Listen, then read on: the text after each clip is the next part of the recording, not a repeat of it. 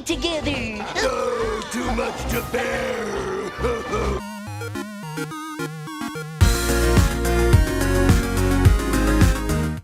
Hey guys, this is Joe. I'm DJ. And we are finally wrapping up the season of Power Rangers Dino SuperCharge. Yay. And this week's episode is... The Edge of Extinction. That's right. Part 1. That's right. We are finally here at the finale. We have come to the end of the road in the famous words of Boys to Men. And wow. That's right, I took it back. I took it back there. They never left. They never left. So what we're going to be doing is we're going to be talking about the episode, breaking it down, and also giving you Power Ranger news, reading your questions and comments. And we have a little surprise in store for you for later on. But that'll come later on. Plus our Morphin list. So let's get to the news. Sure. So PowerRangers.com, not really big news, but PowerRangers.com got a new facelift recently. Much sleeker, much more interactive content. So if you haven't been to PowerRangers.com recently, definitely check it out. But on the merchandise side, we have the return of Mega Blocks for Power Rangers. Now, we have a Megazord playset that's coming out, retailed about $29.99. I think it's an interesting look. I don't think you've seen it yet. Now, for those of you that are unfamiliar with Mega Block, they are the, I would say, competition to Lego. Yeah, they're comparable to Lego. So it's essentially building block type toys. Pretty much. But if you look at this playset with the Megazord, the proportions are very, very Buzz Lightyear. Like, he's huge on top, and then he goes kind of like that with the sound effects. Nice. So there you go. I think the next part of the news would be all you. Boom Studios Power Ranger Comics is going to introduce an important new addition to the Power Rangers mythos in issue number 9. What is it? We're not sure what it is yet, but I'd love to hear what you guys think it is. Now, DJ, what do you think it is? Okay, so the word choice they used was a big introduction to the mythos that will change it, right? Something like that? Yeah. So a new addition to the Power Ranger mythos. So it's either something they haven't introduced yet in their storyline or something that's never been introduced before, period. Sure, but let's establish this right here, right now, that the Power Rangers Boom Studios comic book is an alternate timeline. Correct. Sure. So they can do whatever they want. It's a fresh take. Like, right. It's not restricted or restrained to our storyline that we know it. So wait. All right, what do I think it is? I'm going to spitball. I'm going to say it's a new Zord. A new Zord? Yeah, I'm going to say it's a new Mighty Morphin Zord. Huh. I'll go weird and just maybe introduce a relative of Zordon. I don't know. I mean, why not? You know what the funny thing is? Either one of these could be right or completely wrong. Sure.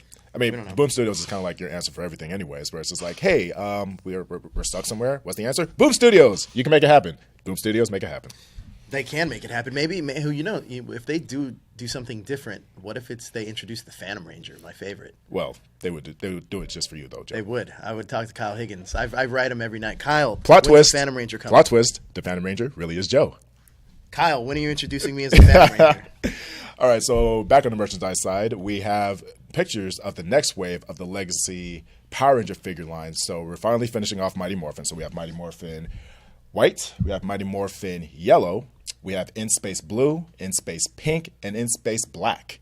So Mighty Morphin is done, In Space is almost done, but they haven't released any 6 Rangers yet, with the exception of Tommy, because Tommy sells and Power Rangers is toys. Question, is this our first Power Ranger toy line without a Red Ranger figure? What do you mean? Is it our first line of figures without a Red Ranger in it? What do you mean by without a Red Ranger figure? Because all the Rangers you had just introduced in this wave are not red. Oh, as far as the wave themselves, not having a Red Ranger in it. Got it. Sorry. Okay. Well, I don't know if it's like the first line without a Red Ranger figure. Because here's the thing. Like, for instance, Dino Charge has been exceptional with their releases because they brought back the love for monsters. There's a lot of monster love that has not been shown before as far as collecting Power Ranger figures. It's usually just the core 5, maybe a couple variations of power-ups. But this season, we're talking about every power-up, every cockpit footage that you don't like personally, every rendition, most of the monsters.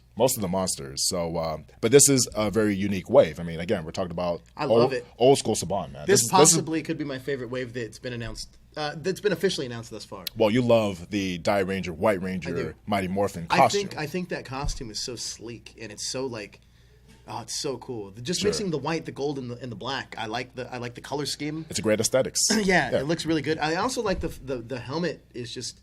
Oh, it looks so sharp to me. The Wand Tiger, the Wand Tiger, right? Yeah. I've always loved that. I'm curious because I was just looking on I don't know what it was, but a few Instagram posts. I saw the Pink Ranger from the Legacy line. A lot of people have the Pink Ranger. Sure. And honestly, it doesn't look as bulky as the male counterparts to this line. No, They the look very females sleek. are much slender. Yeah. They're much more. I don't know if they're proportionate, but or proportional. Just they're very enhanced females, just as much as the males are very enhanced males. I mean, there's always going to be muscle definition. There's always going to be some accents. Now, are the female figures can you articulate them as much as you can the male ones? Yes, and actually know they have the skirts. They specifically modded the skirts because that's been such a issue in past lines as far as females kind of being there, but the skirts kind of restrict their movements. They have slits in their skirts. So they are able to maintain most of their mobilities. Obviously, there's still some limitation, but not as much as in previous toy releases and lines. Cool. And that's a note that they took from Figure Arts because Figure Arts are very good as far as having the posability. So that's pretty cool. So Shout Factory is coming out with something called episode compilations, starting off with Mighty Morphin Power Rangers: The Best of Blue. So basically, they're able to focus on a specific character and do a whole DVD release focused on the specific character. Cash grab. So, Joe, thoughts? I'm not a fan. And Really? I'll tell you, I'm not a fan. Oh. I'll tell you why. Because me personally, I like having full on seasons. Now, if you're these are great. But they've done that before. Yeah, but I like to see more. They've done it before, but they haven't done all the seasons. But Yes, they have. Shout Factory. Yes, that's where that big helmet with the DVD collection Sure, was. but you have to buy the big helmet, or you have to buy these. You can't. Can you buy the seasons individually? I believe you can. Because I could have swore you can buy them in sections. Like you can buy seasons 3 through 6, 5 through 7. You're actually able to. Matter of fact, they even sell the whole seasons of Super Sentai now. Well, only seasons of Super Sentai that have been released though are Zoo Ranger, O Ranger, Kaku Ranger, Die Ranger. Ranger, Thank yeah. you for our producer JD in the back. Yeah, that's great. I mean, that's fantastic. I just feel like with this, it's like, okay, like now if I already bought the season, You feel like they're milking it. You feel like they're milking it. Yeah. Give us something different. I mean, right now there's so many different properties that haven't been done yet. That Sure. It's just like, or come out with. Oh, I was gonna cuss right there for a second. Come out with Blu-rays. How about that? Sure. What a novel idea. Well, not all kids have Blu-ray players. Oh, but they have DVD players? Who even has DVD players anymore? That's another thing. Like, digital downloads are a thing now. So moving on. So we have more pictures of the interactive Lionsgate full-size Megazord. We had a couple of pictures last week, but they were very pre-release, very pre-promo pictures. Now we have official promotional pictures that highlight the interactivity, their functionality, and maybe possible gimmicks from the actual movie itself. So we've seen pictures of the Megazord with wings expanding. We've seen promotional pictures of propulsion or propulsion like boosters from their feet, kind of like Iron Man. And we've also seen a shot of cockpits, or at least the little minifigures going into certain sections of the Megazord. I like that a lot. Which actually may mirror what happens in the movie. Not to speculate too much, but it does seem like each Ranger goes to a specific section of the Megazord, which is contrary to our usual everybody all in one section and everybody piloting in the head or something like that. So It reminds me of Voltron. Sure, exactly. It's like, now I'll form the head. So how do you feel about that? Love it. Is the Megazord growing on you? Because I know you said like the yellow centerpiece is not. I think it looks better when I saw more pictures of it. I don't have a problem with it. It still looks like the Destroyer from Thor to me. Sure. I'm not so sure how I feel about the chainmail kind of like thing. The mesh stuff. going on, Yeah. but like other than that, honestly, I think it's a pretty good rendition of an updated version. I mean, listen, you're either going to be on one or two sides of this argument. It's either you're going to want the original looking Megazord, or you're going to want something completely new. And I love the fact that, truthfully, I just like the fact at all we're getting a Power Ranger feature film that's being taken quite seriously, and it's being put out there for a greater audience. By Lionsgate. I mean, Lionsgate is not a small company. You know No, what I'm I saying? actually just went to a press junket for a Lionsgate movie, which was Hacksaw Ridge, which I think is going to win the Oscar.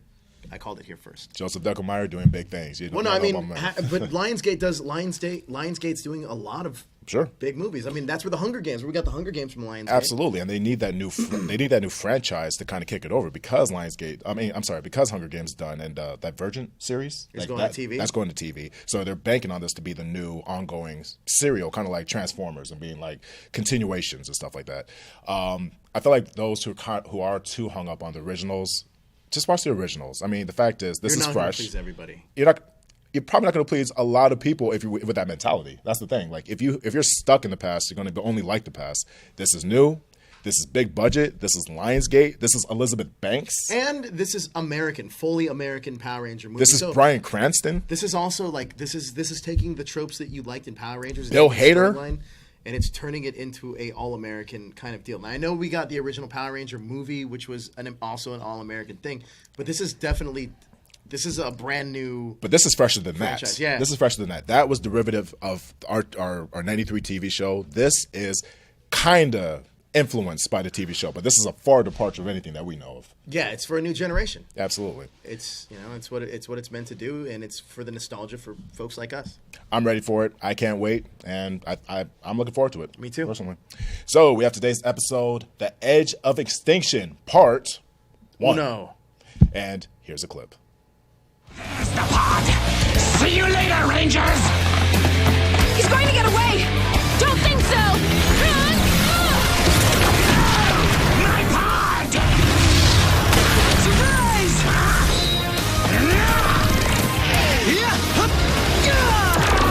All right, so we have "The Edge of Extinction," Part 1.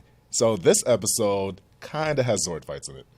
It has a lot of Zord fights in it. I mean, and you love Zord fights, right, Joe? This had way more Zord fights. This probably was the accumulation of the whole season's worth of Zord fights. Sure. Snooze fest. Oh no! Really? No, I liked the episode. It was okay. I mean, I did. I mean, again, we're in our last couple of episodes. I mean, a couple more if you count the holiday special coming up. But this was definitely, we're getting towards the end. We're about to say goodbye. Well, they're pulling the stops. The reason why the Zord fights made sense to me in this is because they needed to show that, okay, well, let's get all this Zord stuff out of the way. The next episode hopefully has none. That's my hope. There's opportunity for all the kids to bring all your toys out and be like, I got that one. I got this one. I could do this combination too. Yeah, and that's how children sound if you didn't know. Money grab. There you go. So anyways, we open up the episode with a worker, like a city worker, finding one of the eggs that Sledge had acquired in like a city transformer Yeah, box. it makes total sense. Now let me ask you something, because I was wondering, because clearly this guy called the Dino Museum because he thinks it's a dinosaur egg. First That of all, makes sense. how did you know it was a dinosaur egg? Well, I mean, it was it's not a dinosaur egg. No, absolutely. But who would you have called? I'm trying to figure it out myself. Ghostbusters. I would have. That's an option. I would have called. Not a great one. Probably the police or the FBI. Somebody official, right? Yeah, I don't know. Museum would have not been the first thing in my list of people to call. Sure. I mean, even if it is a giant, big old egg, it could have been an ostrich egg or something. I don't know. Like, I mean, the fact that it's glowing Who is puts probably an ostrich? Yeah, Who puts any maybe you egg? call a zookeeper. You know what I'm saying? I mean, I was thinking about like, who do you actually call when you find that? So anyway, so they call the kids from the Dino Museum. They get the egg. They're wondering what it's about. They're back at the Dino Cafe. Chase is working on an awesome Sunday treat, and they're like, "Oh, what is this? What is this? What is this?" And Second episode in the road, by the way, where we see the Rangers starting off eating food. sure, yeah, there you go. There was a pavlova cake eating contest. There's been actually quite a bit with like the kitchen. Yeah. You know what I'm saying? And Chase just kind of being the cool guy, overhearing the Rangers kind of speculate, what do we do with this egg? What does this mean? Does this have anything to do with Heckle's warning to leave the planet? Chase is like, well, if you want to talk to Heckle, ask him. He's right there, having a feast, by the way. Just going in. Yeah, that was a lot of food. That was a lot of food, but that was also going to be, in his mind, it was also going to be his last meal. It's true. So we have Heckle. I love Ryan Carter to death, man. I mean, again, he didn't stop. He never stops being Heckle. Like he never really stops being Heckle. He just kind of is accepting that, okay, I'm Heckle now. The guy that used to be the hero from Sentai 6 is gone. And by the way, we're all kind of screwed. Like we're all kind of. This is our last moment, so you guys should enjoy it as much as you can. The last day on Earth scenario, like what would you do on your last day on Earth, kind of a thing. And he did live it up, but we'll get into more of that. He in must a be second. have a lot of money. Or he did something. So, anyways, he pretty much explains what the eggs are. There's 6 total. Obviously, the Rangers found 1, and there are 5 more planted around the Earth. And they are Greenzilla monsters. Yay! The name's not bad. We've had worse. Well, we've had better. Greenzilla. Greenzilla. We've had a guy named Fishbeard. I mean, Fish Hook or Hookbeard. whatever. That's great. That's at least clever. That's like, well, it's kind of green and Clever? it's kind of Hookbeard. How is that clever? Because at least he was a fishing kind of guy and his beard did look like hooks. This is like literally, he looks like Godzilla and he's green. I like that our stereotype fisherman just has big giant beards, by the way. Hey, all real fishermen have beards. No, actually, that's not true at all. So anyways, so Heckle the Rangers want Heckle to help. Obviously, Heckle is kind of like accepting his fate. Yeah, he knew time's about to be up. Pretty much. And Heckle's like, well, the hero from Sentai 6 is gone, so you guys might as well just kind of take my advice and just enjoy the moments that you have. Now, what would you have done if you knew this was a scenario that was going to be happening? If I was the Rangers, if I was Heckle? Heckle. If I was Heckle... Because the number one thing I would do is change my name to not being Heckle. I concur, and that's an awesome decision. I don't know if I would have went to the Dino Cafe, per se. I mean, out of all the things he'd done in that episode, to me, Dino Cafe wouldn't have been on the list, personally. Well, he wanted all that food on the menu. Maybe he just From the resist. Dino Cafe. It's like, oh, I know one spot. And clearly he's been there before. Sure. Like, Heckle has been there before. He work there, too, for a second? For a little bit. Like, he applied for a job. He did apply for the job. So anyways, we have... Back at the base, we have a 10 Ranger ceremony with Keeper, and I thought this was really cool. So they basically kind of have a huddle ceremony. They have a cool morph sequence. And then Kendall takes off her helmet. And if I'm not mistaken, I feel like this is the first time we've seen a Ranger on the show helmetless with their suit on. On this season. I think you might be right. I can't... I can't recall. Well, maybe Shelby. I want to say maybe. I personally don't recall any other episode where the Rangers have been helmetless. I could be completely wrong. I don't know. I could be completely wrong. That's the thing. Besides the morph sequences, you mean, obviously. Yeah, sure. So, anyways, we do have. Oh, we finally get activity from the egg. It starts to hatch. So what do the Rangers do?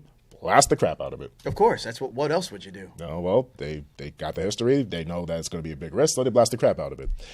We also learned that the 5 other eggs are in different parts of the Earth. So we have, what is it? We have Tokyo, we have New York, we have Hawaii, we have London, we have China, and Amber Beach. Here's my gripe. I don't want to say gripe. Here's what I think would have enhanced this a little bit.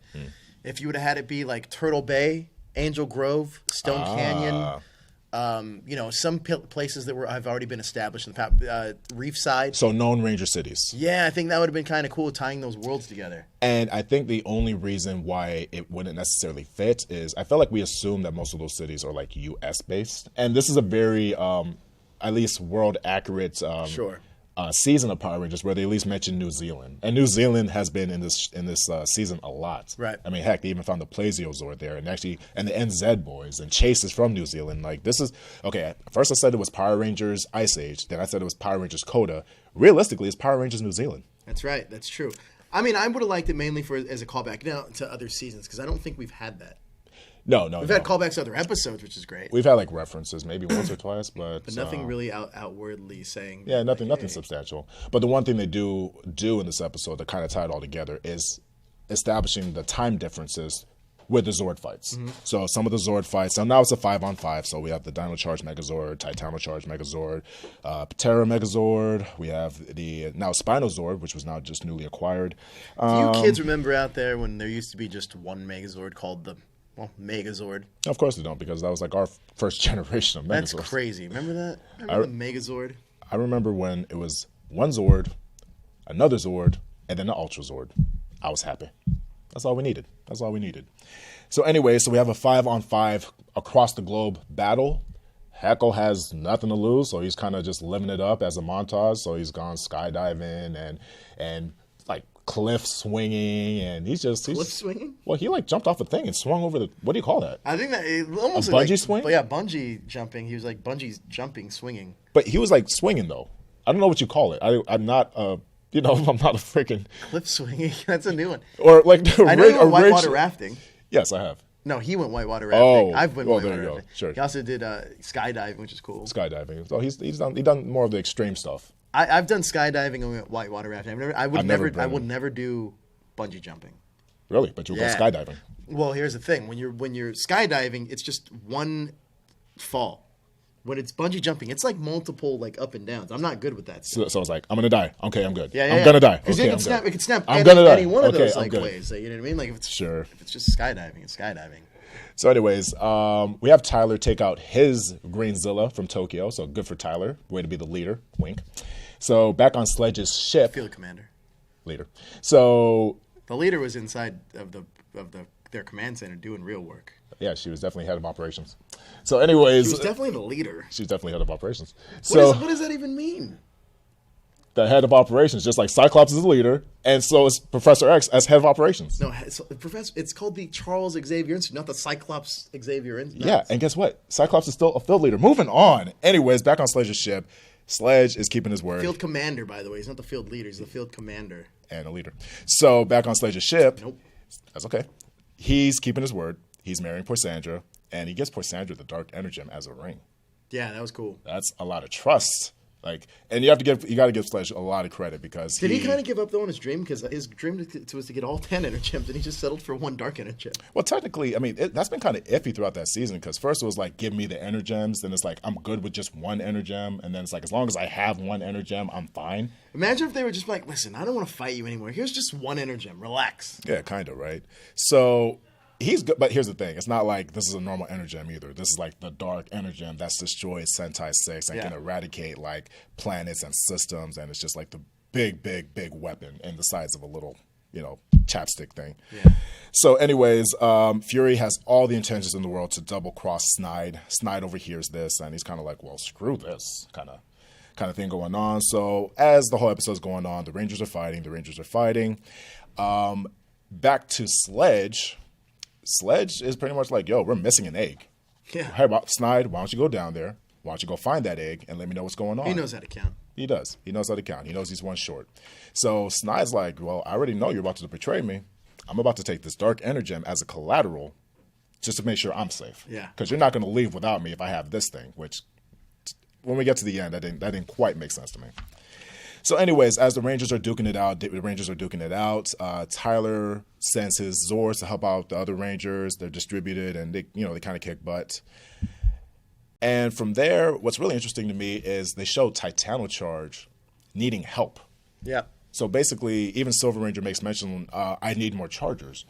I wish there was a little bit more explanation with the power scaling, because TitanoCharge Megazord, Titanozord itself, was supposed to be like the strongest Zord in their arsenal. Like the strongest Zord in their fleet. And he didn't live up to expectation. No, he really didn't. I mean, Titano was doing his thing, but there was no reason to feel like Titano should have been weaker to his Greenzilla. Exactly. Okay. So anyways, Zord battles. I know this is probably tough for you to get through because you're not a big fan of Zord battles. I mean, a lot of this episode was Zord battles. Almost all of it. So since this is such a global event and global catastrophe, I have a question for you. Let's talk about Zord battles real quick. let's talk about Zord. Talk battles about real quick. Zords just in general real Sure. quick. Are you a fan of seasons that have more Zords or less Zords? If I had to answer right now, less Zords, but that's because I think they've overdone it in certain seasons. Like, for instance, I'm okay with RPM. I think Samurai possibly overdid it, but RPM is arguably a big cluster Zord too. I think Wall Force is really started kind of throwing like the kitchen at it, where there was like every animal. I mean, in the even book. Megaforce had a ton of Zords too. Well, at least with Megaforce, it was explained to at least be the powers of the different seasons. Where like Wild Force, that's when it really started like having every animal involved, having every auxiliary Zord involved type of thing. What's your perfect balance of Zord season? I mean, it might be the nostalgia in me, but I love Mighty Morphin, dude. Like, I love how each Zord had a Ranger pilot. I like that. You know what I mean? I'm a big fan of space though, where it's one What, ship. just one ship? Because it's less Zord, it's just less transforming. One ship that has a transform. That's interesting you're bringing up In Space, because the reason why I really love In Space, because number one, I mean, I grew up on Gundam, like anime and Gundam stuff like that, and to me the space battles was very reminiscent of that. Mm-hmm. Not to mention the In Space Megazord, or the Astro Megazord, I should say, looked a lot like the Mighty Morphin Megazord in terms of the faceplates, but at the same time, that's a very Optimus Prime type of design as far as having the mouthpiece and, kind of like that whole helmet look. Mm-hmm. So, yeah, so I like it when each Zord, one Ranger, and at least with Titanus, or, at the time, it was just like, okay, a big carrier Zord to bring them all together. Yeah, because Wild Force felt like it was collecting Zords. Oh, dude. It was like Pokemon for Zords. It absolutely was. Literally, like down to the crystals. Like, hey, here's my crystal. Go Alligator Zord. So anyways, since it's such a worldwide disaster happening, of course it's televised. Of course. Yeah, it has to be televised. And heckle. Breaking news. CNN. We're all about to die. Angel Grove News Network. There you go. That would have been a great name for this show, the Angel Grove News Network, but I digress. So while this news is happening, Heckle passes by, and he's seeing it, and again, he's still Heckle, so he's kind of like, well, everybody, I'm still smiling because this is it. I've accepted this. This is my phase of regret. I'm accepting it now. You know what I mean? He sits down. He sees the carnage happening, or at least the mayhem, not mayhem, but just the panic with the crowd. And then he sees a lost little girl, and clearly her mother looking for the lost little girl. And this kind of prompts the goodness in him. They're still good. Well, we also missed the fact that Shelby tells him that they're still good in him at the Dino Charge. Actually, Charge Cafe, the Dino Cafe. Not only did Shelby mention it, like a lot of the Rangers are kind of like, dude, we know there's good in you, but especially It's all Shelby. about second chances with Heckle. Sure. I really wish we would have gotten the Talon Ranger in this episode, though. It was set up perfectly for it. It was actually set up perfectly for last week's episode, and it would have been a great addition to have him in this week's episode. But if it didn't happen in last week's episode, there was no question why it wouldn't happen in this episode. So there's two glaring things that we're missing so far. Talon Ranger and Kendall's backstory. Even Keeper's backstory. And Keeper, yeah. So we're missing three things. All kidding aside, I know we make fun of Keeper a lot as far as like, well, Joe does, as far as like, I sound weird and I look like E.T. Ugh. That's how he sounds. That was pretty good dead on. that was me doing Joe doing That's Keeper. pretty dead on with your Keeper impression. I appreciate it. Anyways, so I don't know. Like, I'm thinking about Talon now, and I feel like even if he did show up or whatever in the next episode, we could have got a lot more because we barely got Silver. Like, we barely got Silver in the season. Yeah, we got him in the last, 5 episodes, though. Well, I mean, if we're including the chase to find out who he was, too. Yeah, but, I mean, even, not to season compare to, SPD, we got to get our Sixth Ranger in Omega, but we also got a good Doggy Kruger. Yeah, so Shadow, I think Shadow, to me, was better. I like Shadow more than I liked Omega. I don't know. Well, because Omega didn't have an actor. Well, not just that, because shout out to the big swirly light that was Omega Ranger. I didn't mind that. I didn't mind that I much. hated that. It's just the simple fact of hated that. We had a specific. I don't know. We had episodes that were definitely focused on Shadow. Why'd you tell me this mic was so close to me, Jim? Shadow. But I mean, obviously, Doggy Kruger had a lot of development, though. He did. That's why I liked it more, though. Sure. So anyways, Heckle finds new motivation, finds the good in him. Cat Ranger was awesome, too. I just remember that right now. Yeah, at least she was there throughout the season. Mm-hmm. So when she does morph, I mean, heck, even the Boom sequence the dream sequence from Boom being the Orange Ranger. Yeah. At least you got to love the kid. Let's get an Orange Ranger. That could have been Tokuger, by the way. Anyway, so while the Zord battles are happening, Snide now going to find the last egg, which was at Amber Beach, and he traces it back to the museum. He's tracing it, and he kind of puts two and two together like, wait a minute. Oh, this is what, you know what? And then just starts beating the floor, and he breaks into the base. I love it when the villains find out where their base is and they, destroy it. It was my favorite scene in Turbo from Chase to Space, I believe. Sure. Oh, like when the power chamber got destroyed? Yeah. And it was surrounded by Piranhatrons, and they just kind of tore it all up. Which is actually a fun fact that, who am I thinking of from Turbo, the villain? Divatox? Divatox. She's probably the only one that really won. She did win. In Mighty Morphin, when Rita and Zed blew up the command center, was another good one, where the alien rangers had to come. They had to find the Zeo crystal. Yeah. Actually, I take that back. They already had just found the Zeo crystal. Yeah. And then it blew up. Right. They did have another secret power chamber, the power chamber instead of the command center. But I like the fact that you saw, and then Billy jumps on the controls. The console. And I loved all that absorb. stuff. Sure. I always like watching when. And it happened at the finale of Lightspeed Rescue also. Their Marine base got destroyed too, to the point where it was they had to start saving people in that base. I guess this is me being just very narrow-minded. I guess I'm considering from the main Saban storyline, as far as success rates, because to me, and you could argue this too, especially with Divatox.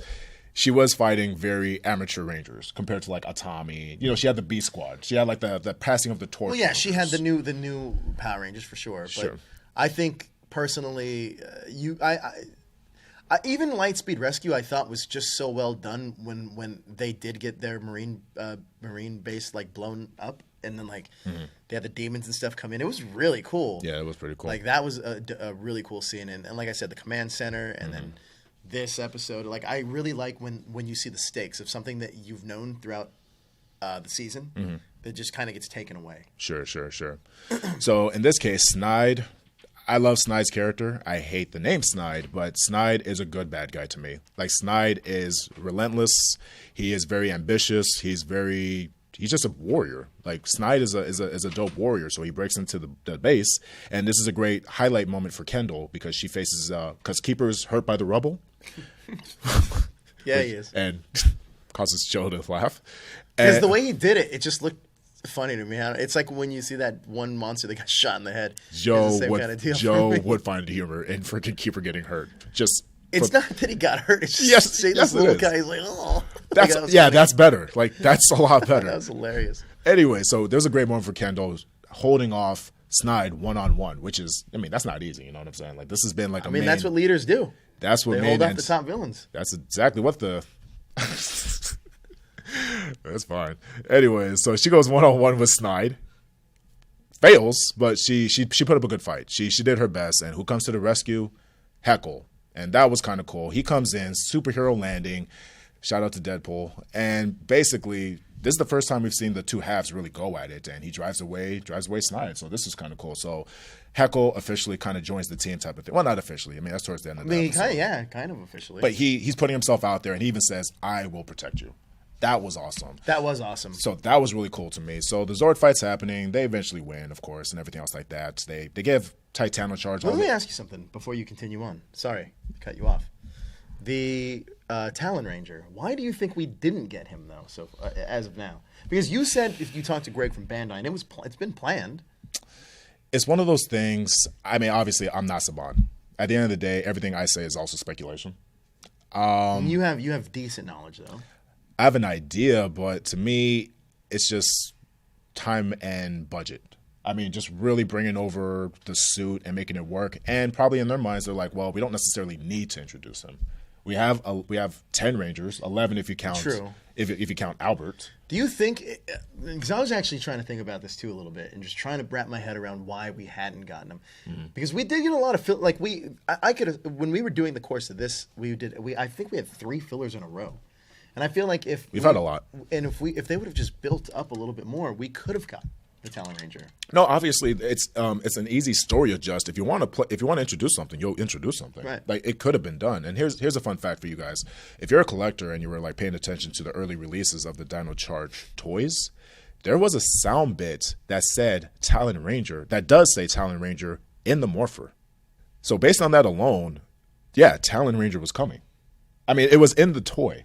So even if I didn't know Greg from Bandai, you had every reason to know or feel like it was planned. It was being led up. It was being assumed. And then we got early kind of confirmation early on that we're going to get the Spinozord. There was no reason not to feel like Talon wouldn't be in there, or that we weren't going to see the Death Rouger suit. There was also a season, though, that did have a toy of a Ranger called the Phantom Ranger, which was not the Phantom Ranger, though. And I can't remember what season that was, but I want to say it was Megaforce. Megaforce, that was a Phantom Ranger. I don't think it was Megaforce, man. Let me see.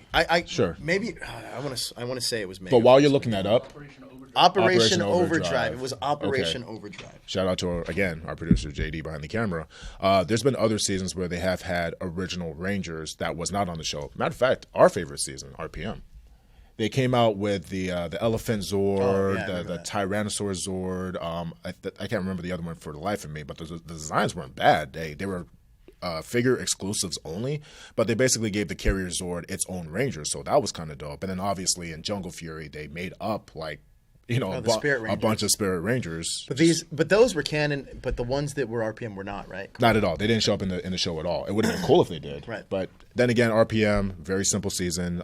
They kept it at 7 Rangers, and they also didn't even they kept it so simple and so storyline driven.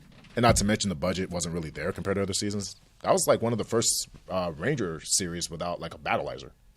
When you think about it. And you don't even like battleizers.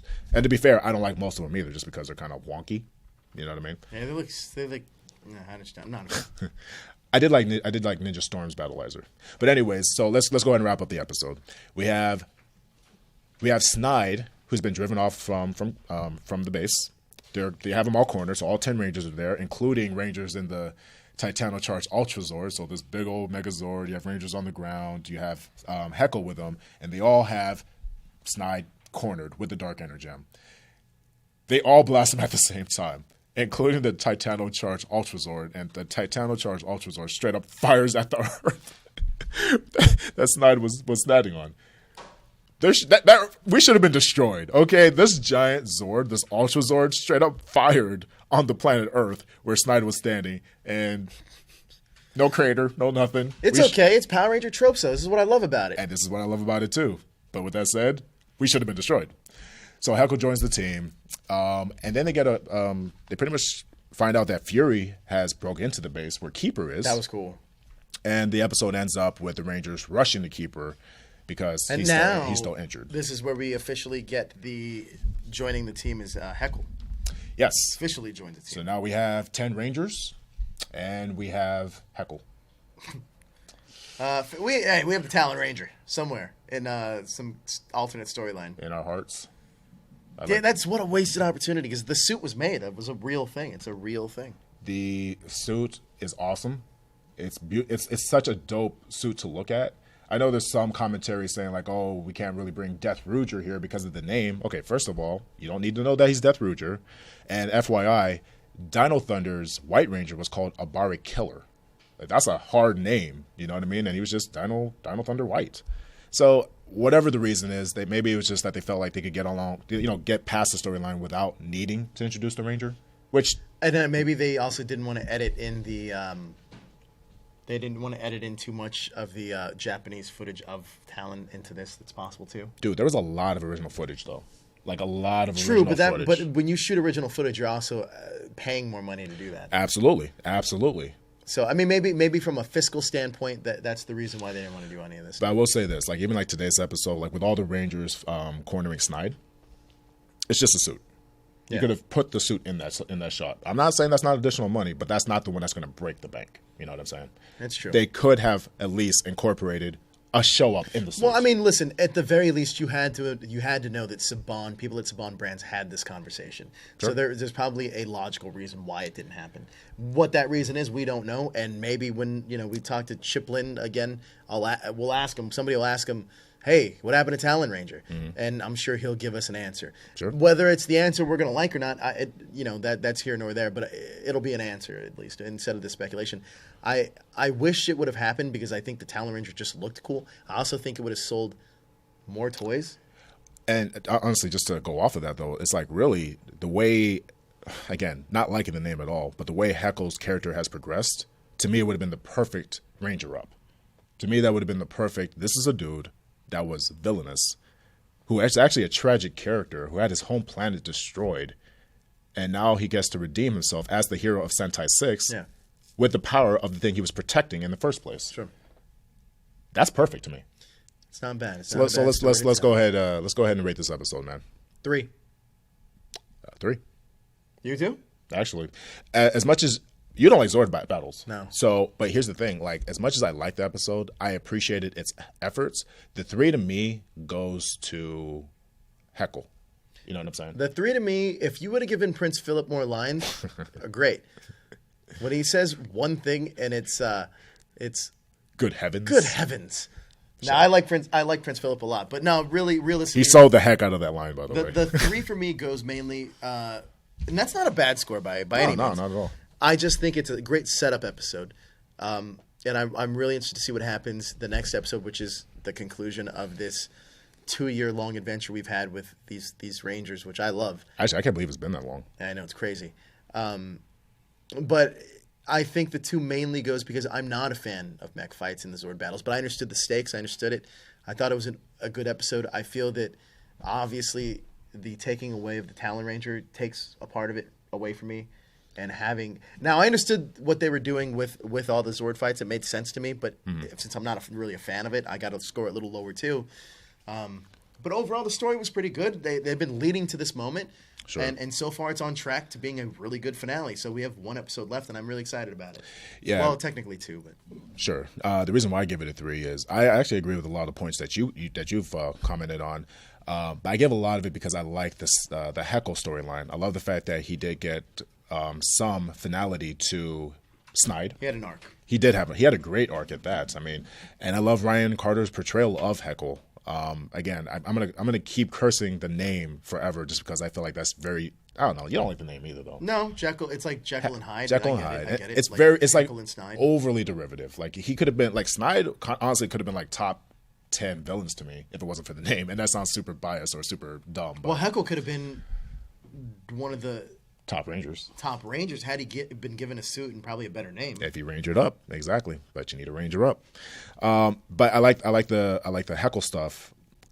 I didn't feel the stakes. You know, I am curious about something though. Now we're talking about this about if when Ryan Carter got hired, if he was hired as the Talon Ranger, and then imagine like shooting him like, we're not actually going to do Under that anymore. pretense? Yeah, Sure. I mean, if you're a fan of Rangers and you get like if you're Yoshi and you get the role and you're like, well, guess what? You're not going to be a Ranger anymore. That's a little heartbreaking. Yeah, but Yoshi's a rare case though, where he actually knows the property that well. I mean, we have fans of Power Rangers and we have like diehard fans of Power Rangers, and Yoshi was legitimately. I don't necessarily say he's an extreme fan, yes, but I don't think he's a rare case because Michael Tabor knows the history of the Rangers.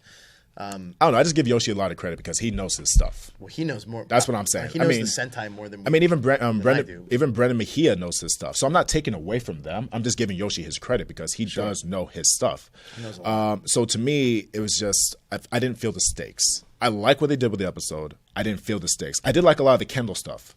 That's the Kendall stuff I thought was maybe the best part of this. No. But one thing I did like too is it's talking about the Zord battles is how they decided who was going to be teamed up with who. Sure. In the fights, I thought that was pretty cool. No, and I think it was great that the Rangers were able to distribute their attention with the different bad guys. So I don't know. Just there was something missing from it. Maybe it was talent. Maybe it just was that whole. It did feel like something was missing. Something was missing. I don't know. I don't feel like the stakes was all the way there, but next week's episode may completely make it work. Yep, and there you have it. All right, guys, here we are with your questions and comments from last week's episode. So, starting off with Ryan Buetta from Rangers Live Chat. Shout out to Rangers Live Chat and Krishna. They're doing something really cool over there, by the way. They are. So, basically, what they started doing is issuing a lip sync challenge. And the main reason for it is because right now, if you're on social media, if you turn on the news, heck, even if you talk to your random person on the streets, there's been a lot of negativity floating around. and we could use a little bit of pick me up and uplifting spirits and just a little bit of love. So essentially the challenge is challenging people to pick a song, a positive song, and lip syncing to it and just having a good time and challenging people to do the same and just spreading the love. But remember, connect it all back to Rangers Live Chat because they're starting a great thing and I've already done one. I know Joe's going to do one and I think it's a fun thing to do. I am going to do one. I am going to do one. I was deciding the song. I haven't decided yet. You went Disney, though. I did go Disney. I went Awesome is what I did. I was thinking about going Disney, too, but the song I would choose isn't a song that's out yet. It's from Moana, and it makes it's the one that The Rock does. So for those who don't know, Joe recently got to see Moana for Screen Rants and was able to interview The Rock and the young lady. What was her name? Oh, I can't pronounce her name. So that's okay, but that's okay. But point is, Joe's killing it. No, thank you. But I no, the song's really cool, and it's written by Lin-Manuel Miranda, who's of Hamilton fame. That's awesome. So it's a pretty cool song. But then I was like, you took it old school. Maybe I'm going to take it old school. But I did a Goofy movie. I thought it was a good choice. Eye to JD Eye. didn't know what he was like. Goofy movie. What? That's okay because we I still think it's got a great choice. Also, if you want to see our producer JD, check out my video. Anyways, getting back to Ryan Buetta's He comments. also did one. He did Taylor Swift. He did. So you could take JD's killing the Rangers live chat challenge. Ryan Buetta says, "What's up, guys? By the way, Joe, love your voice dubbing." Oh, that one. Yeah, that was good. I don't recall. Kidding.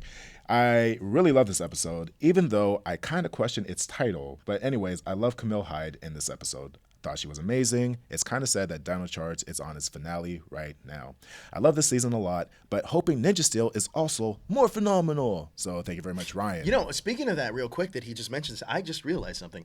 We didn't necessarily get a resolution to Camille Hyde's character, Shelby, because she thought that she set them all up for failure to mess up. Mm-hmm. There was definitely no reinforcement oh no, it's cool, Shelby, nothing happened wrong. Well, there was no carryover from the last episode. Right, I was just thinking about that. But they did kind of quickly it's fine, you messed up, but whatever. More like we know it's a mistake, it happened. So not a big resolution, but anyways, moving on to Felicity Giles' comment. Her list. What was our list, anyways? I don't it was top female. Oh, cool, kick butt Rangers, sure. Yeah. Boss Rangers, sure. So her number 5 was Maddie. when she stood up to her first Terra, Magma, in Mystic Force. Great call. Number 4, Lily, when she earned her right to fight, or her right to use the Jungle Mace in Jungle Fury. Number 3 is Gem and Summer. Okay, so we have a tie. When they took on the Grinders during the Dome Dolls in RPM. Her number 2 is Kira, when she returned to battle after having her mind controlled by Fossilidor, that's a great one, in Dino Thunder. And her number 1 is Tori, when she took on Zurgane in Thunder Strangers Part 2 with the Megazord in Solo Drive. And she has an honorable mention. It's Vita? Odysseus? Odysseus standing up to the Master in Mystic Force finale. Oh, okay. Her comment of "this puppet has cut the strings" before firing at him still gives her chills. Oh, I see. Very cool. So moving on to Craig Anderson's comment. But she also loved the Pink Rangers. Are you already say that? No, I didn't. But, okay. Basically, she loved the Rangers. She never had love for Pink Rangers, and there are only 2 Pink Rangers that she loves in the whole Ranger franchise, which is Vita from Mystic Force and Shelby from Dino Charge. She approves of the whole independent woman characteristic they both shared. Sorry about that. Craig Anderson, his top 5 female boss moments. I can't say it like Joe says it. Boss. There you go. Real boss. His number 5 is Tori taking on the Rangers herself in the episode The Wild Wipeout. His number 4 is Kendrick sacrificing herself for Cassie. That was a big one. That was a big one. Number 3, Summer and Gemma saving the city, Whoa! when all the men in Corinth were put to sleep. That's good. His number 2, I don't know why I keep saying that. His number 2 is Kendall disguising herself to get on Sledge's ship. Very good. Yeah, sure. And number 1 is Alyssa's training session with Max and Danny when she owed them. You know what? Extra points for anybody that uses the episode titles or the actual monsters they fought. Yeah. Kudos. Absolutely. Kudos. 110% agreed. So Ranger fan 189. Before you move on, Craig Anderson also did send us the script or the he did. fan fiction. He Yeah, got it. I got the email for So it. Yeah. we're going to have to read We're that. going to read it, yeah. Absolutely. So Ranger fan 18980 says James Navarro's voice is played by someone else. His name is Daniel Musgrove. Wow, that's real interesting. I didn't know that. We asked you guys to confirm that for us, and you did. Thank you. Shadowbird 084, our top 5 female Bouse Rangers. Number Bouse. 5, Kendricks. 4, Corone. 3Z, 2 Summer. And number 1, Jen. Your list is pretty rock solid, my friend. Yep. Anthony De Dios, just randomly checked on Ron Weiserman. He left Saban in 96, came back to Power Rangers, composed the theme song for Dino Thunder and SPD, but the executives decided not to let him compose the music for Mystic Force. I remember that. It's a shame. I hope they bring him back because, DJ, you're right. The music has been very generic. It has. Athena Latgano, Late Gano or Latgano, I'm not sure how that's pronounced. But from what I've heard, the actor who played James couldn't consistently hold down the American accent. So they decided to bring someone else they believed could be Tyler's dad and just dubbed him over with somebody else. It seems like an accurate statement. This Daniel Musgrove guy is the unconfirmed from us at least. Sure. The voice actor that does James' voice. Mikey Perez, I love this episode, but I was disappointed we haven't gotten a Kendall episode We yet. agree. And We did get Jim Betty. We did get G-Mon Betty. And can we get a Boom Comics series on the Alien Rangers? Yes. Well, now, love if an you Alien picked up the series. annual, you noticed that they did mention the Aquitar Rangers in that, and the Zeo Crystal, and the Goldar and his brother backstory, which is just that story alone is worth the buy. It's a great story. But for his female Bouse Rangers, number 5, Corone takes over. Yes, that's great. Number 4, Shelby in the Deep Down Under episode, which is another great one. 3, Delcia, obviously from the movie. Yes. Number 2, Jen and the Team Up. Yes, that's an amazing one, which we had mentioned. Bouse. Number 1, Kendrick sacrificing self in the death from Lost Galaxy. Hirazi Japan Boy. Here is he. I love this episode so much that I watched it multiple times, as did I, actually. Yeah, I liked last And week's a lot. the way how the episode was done is very well, and it's clever and original. I agree with you 100%. Question for you guys. Do you think Dino Charge / SuperCharge can be much more if they added characters and inserted songs? I think that the music would have brought us back to that nostalgia, so yes, I do, and I know that you do. I like what they're doing production-wise. I feel like the music would just tie the whole thing and just push it over the top again. It would have made up for not having a Talon Ranger, I feel like. Yeah. Kyryuger. So far, it's been the best insert and character songs among them from the Sentai, in my opinion. Yeah, I agree. And I don't disagree with you. That's an amazing, amazing season. So we're going to go ahead and move on to Derek Hervey. Shout out to Derek Hervey. He says another phenomenal review, guys, and his top 5 female Ranger boss moments is Boss. I'm working on it. Number 5 is Tori, Ninja Storm, saving the day in the alternate dimension against the evil Rangers. That's a good one. Number 4 is Alyssa, Wild Force, making her father realize from her training that she can handle herself in a fight against Samurai Org. I like the Alyssa love. Yeah, she's definitely great. Number 3 is Jen from Time Force, getting payback and going beast on Fat Catfish? On Fat Catfish Mutant. Points. Ding! Fat Catfish. I like it. Love it. Sent by Ranzik to set Jen off her game. Number 2 is Kimberly, saving the team from Terror Toad. Bing! Terror Toad. One more. Episode Power Ranger Punks. Bing! Power Ranger Punks. I love it. Number 1 is Jen from Time Force, coming back in reinforcements from the future. Bing! Now we really need a thing now. Yeah, I think we got to get a thing. We need the sound at least. Team up episodes with the Wild Force team. Bossin. I might use Bossin. that. I might use that. That's a new one, huh? Again, God bless you guys and holla back. Lorenza Harris says, there's been a lot of Shelby episodes in this season, and on the topic of James, he is played by Reuben Turner. Oh, wait, and dubbed by Dan Musgrove. I was like, wait a minute, wait for it. So Angel Reyna. Wait, because he's not in the intro credits, huh? Him, no, not the actor. They're not. No, they're not. Prince right? Phillips. I don't think so. I don't think they are. Yeah. So Angel Reyna says this episode should have had Kendall build the Zord since she makes all the Ranger weapons and forms instead of Shelby. That way we could have got a backstory on Kendall. That's actually a really good idea. I really like that. That's actually makes a lot of sense as the leader. Would you that was a definitely dropping the ball by somebody. No, I got it. Okay. Well, all right. So anyways, Andrew Suarez. Awesome episode, but wish both unmorphed and morph fights lasted a little longer. I agree. I love unmorphed fights a lot. The Wiserman music played in Zeo, but in the instrumental versions, Turbo only had the Invincible song, and in Space had some Wiserman music, but only the first 2 episodes. Oh, okay, so he's in there, but he's not in there. Okay, so the movie Megazord looks interesting. Talking about the Lionsgate movie. Mm-hmm. I like how the formation is different, but its skinny shape is throwing him off. I don't disagree. It is very humanoid as opposed to mechy. Okay, let me ask you something, because you're familiar with the Jaegers from Pacific Rim. Yes. Is it comparable to any of them? Do you think, or is it just too slim? I feel like going off of the toys is not. That's hard. Be accurate. It's hard because we haven't seen scale yet. So. We haven't even seen it move. We don't know what the movements are going to be like. We have an idea. I think we can't compare it to anything yet. That's all there is to it. Let's wait for the trailer. Yeah. Let's just see it in action. Let's support Power Rangers because it's called Power Rangers. So let's see. So talking about the new Megazord, he says the skinny shape's throwing him off, and he says Lauren, aka Kim Crossman, is waifu. We agree. And now to his morphing lists. Number 5 is Kat breaking the brainwash spell in King for a Day. That was on our list. Number 4 is Cassie and Ashley destroying Psycho Pink for the first time. That's a good one.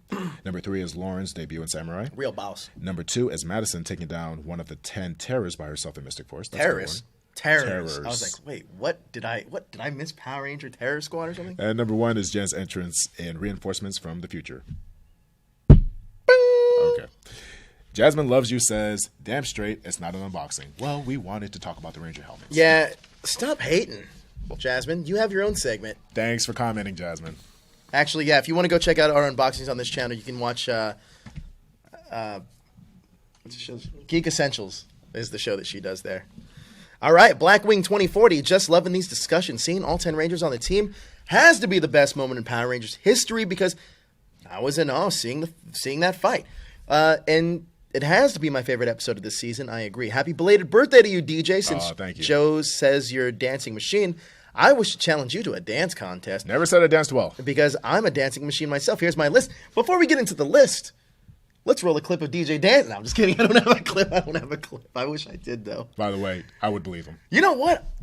I'm going to try to find a clip because I think somebody has to have this from our crew. Unacceptable. Somebody has to have this. Unacceptable. If I can find a clip, it'll be a joy for your eyeballs. But if I can't, then sorry. Next time, Not happening. when we have another birthday party or Yeah, thing. never dance with you guys again. Number 5, Kendrick's the first Ranger to die in Power Ranger history, and it was a heroic sacrifice she made. That moment really gave me the feels, as it did me. Sid, because when IRC got destroyed, she went back. She wanted him back. Plus, she did an awesome job finishing the mission by herself. What's IRC? That's the dog. Oh yeah, that was a good one. Yeah. Number 3, Lauren, because when she has to be the leader for the short time, it was an awesome, heroic female Red Ranger to lead the team. Agreed. Number 2, Emily, because when she was fighting off the Nylok, bing, by herself, that's how she used to. That's how she used to be bullied. Made me relate to her because I'm a person who despises bullying, as do I. And number 1, Jen, because she is definitely a boss and strong. And when I saw her in Wild Force, she was the person who's been through fire and rain. And I don't disagree with you. That's a great list. Blackwing 2040. Boston. Power Rangers fan. Jen from Time Force was one heck of a boss, I'm not going to lie. So incredible how Sledge survived all of this time. I'm glad he's back. He's sort of like Lord Zed vibe going. He has the Lord Zed vibe going for him. If you think about it, top 5 female Power Ranger boss moments for me would have to include Emily posing as a trainer to instructor for Bulk and Spike and Samurai. Corone becoming a Power Ranger. Yeah. It's a good one. Delcia from the first Power Ranger movie. Yep. Rose's introduction in Overdrive. That's our first Overdrive one. Every Jen moment from Time Force. That's very true. And her entrance in Reinforcements from the Future. Bing! Was just boss. Lauren leading the team. Grandma Winslow. Grandma Winslow from Power Rangers Lightspeed Rescue Saving Kelsey. That's a good one. Talk about boss grandmas. Am I right? Am I right? Am I right? Today's episode. Dan, I wonder if we could do boss grandparents in Power Rangers, because I'm sure we could actually. We could do like boss, like senior citizens. We could. There's been a few actually. No joke. Shout out to Gma Betty again. Gma Betty. There's also the crossing guard from this season. Oh wait, there was an episode where Grandma, Ashley's grandma from In Space. Yeah, and we also had the butler, Summer's butler. Oh, that would be number 1 for sure. Sorry, like that's it. Like he would be number 1. Oogmaster 4, top 5 female boss moments. Female boss moments. Number 5, Charlie, SPD, and the rest of the A Squad embarrasses B Squad in their first fight. That was real savage, too, if you didn't know. Number 4, Lauren leads a samurai team. Different task to take up a short amount of time. Number 3, Kendrick sacrifices herself for Cassie, laying down the life for another Ranger, especially one that wasn't even on her team. Real boss. Corone becomes the Pink Ranger, takes the Quasar Saber out of Chokina's hands, and straight up boss. Number 1, Jen's return in Wild Force team up. The uniform with the Special Ops Time Force symbol on it. The jump from the cliff. The dodge flips. The giant laser rifle. Everything was perfect about the entrance. Nothing more boss than that. So we're going to get to our last but definitely not least comment from Mario Ayala. He says, "Hi guys, awesome Ranger wrap up as always. Thank you very much." Thank you. For the question of Tyler's dad's voice, I love the fact that everybody helped and contributed. So thank you very much. We love it when you guys help us out in the comments. So keep doing it. We read them all.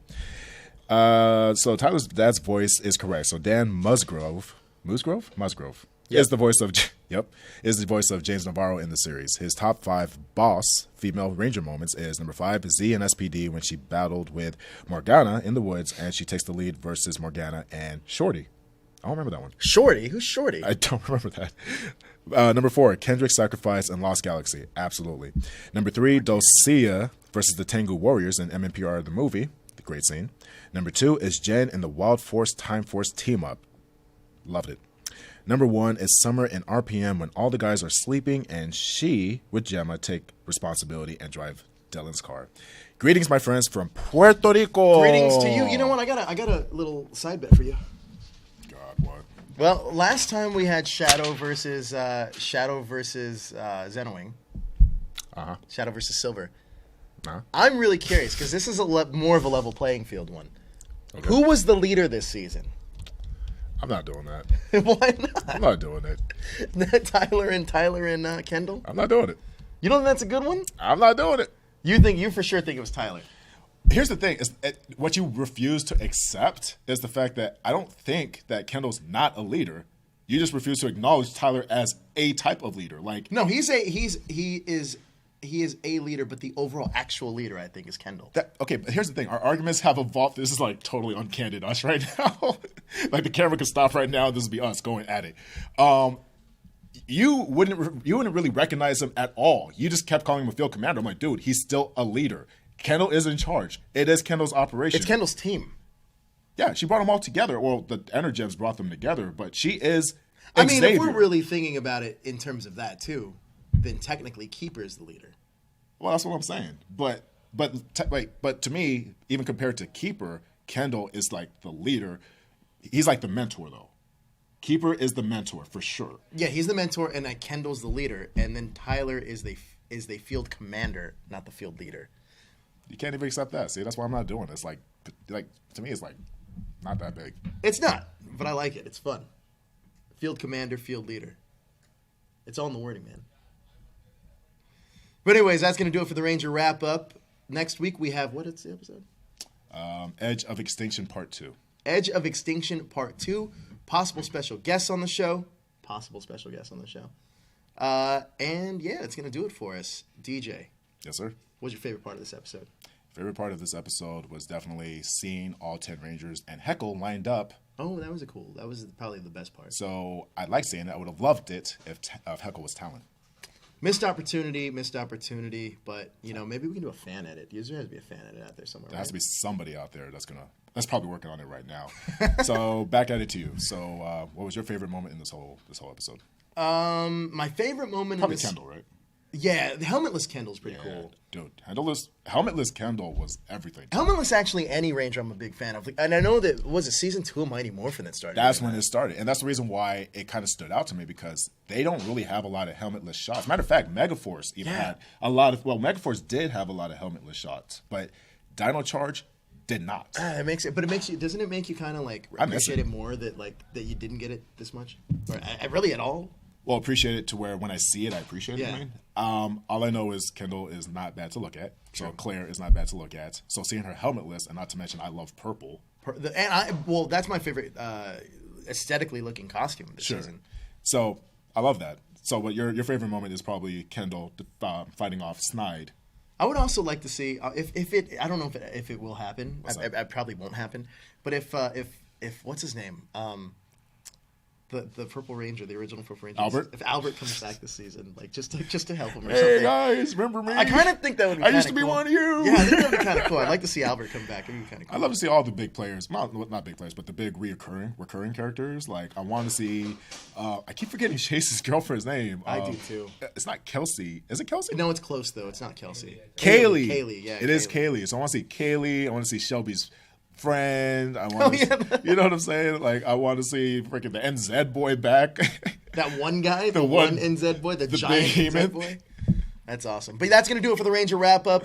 Thanks for watching. Hit that subscribe button to stay up to date with everything trending in geek pop culture.